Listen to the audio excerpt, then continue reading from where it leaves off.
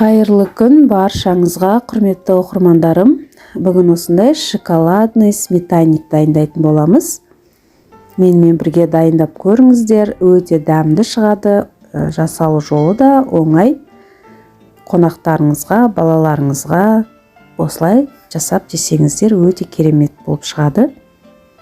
Ең алдымен менің каналыма тіркеліп, қоңыраушаны басып, видеоны соңына дейін көрулеріңізді сұраймын.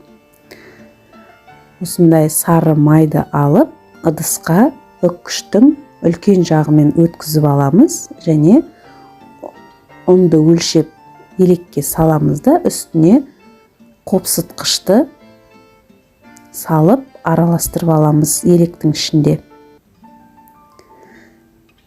Және осы үккіштен өткен сары майымыздың үстіне барлық ұнды електен өткізіп отырып, салып, қолмен жақсылап араластырамыз. Шамалы араластырғаннан соң үстіне өлшеп қойған шекерімізді салып, тағы да қолмен араластырып аламыз.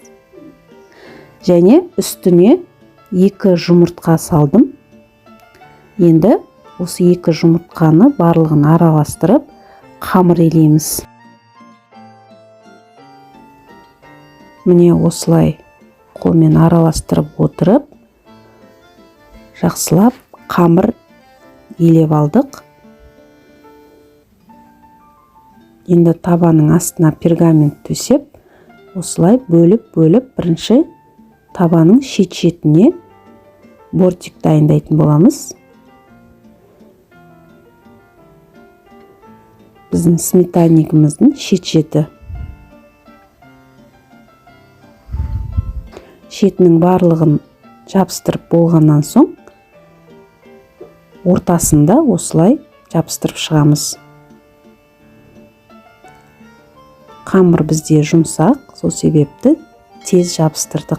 Және осындай асты жағы тегіс ыдыспен басып шығамыз. Сонда қамырымыз асты тегіс болады.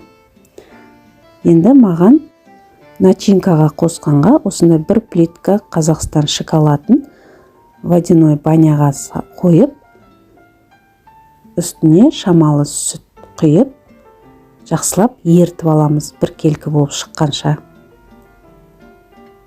Таза ыдысымызға 4-5 жұмыртқаны салып, жұмыртқаның көлеміне байланысты. Егер жұмыртқаңыз кішірек болса, 5 жұмыртқа үлкен болса, 4 жұмыртқа салсаңыз болады. Және үстіне шекер салып, миксермен жақсылап араластырып, осындай 25-20% сметанадан 400 грамм үлкен қасықпен қосып, тағы да миксермен араластырамыз. Бір келкі болып шыққанша араластырып, оның үстіне еріген шоколадымызды құямыз. Және тағы да миксермен араластырамыз. Осындай шоколадты начинкамыз дайын болды.